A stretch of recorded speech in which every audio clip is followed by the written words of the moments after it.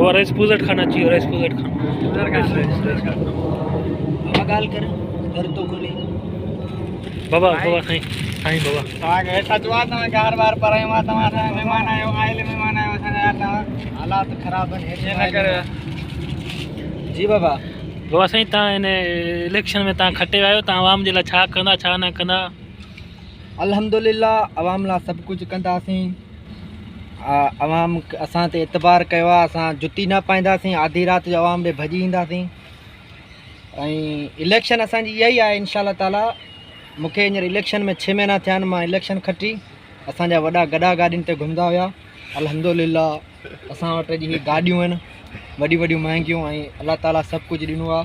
प्रॉपर्टियूं आहिनि, पंहिंजा कारोबार आहिनि, बिज़नेस आहिनि। हाणे हेलो की इलेक्शन ते वेंदासीं बि कोन ग़रीबनि वटि। छो साईं छो भला?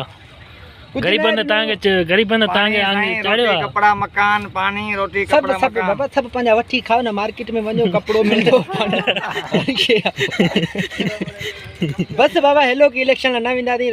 इन मां खोड़ करे रोड रस्ता ऐं चांवरनि जूं बोरियूं गे डाल्टा खाई ठीका खाई मोला जो गंज कंदासीं। आंदे न वेंदासीं। वेंदासीं पादर ॾींदा वोट कोन ॾींदा। महिरबानी कुर्ब वञूं था।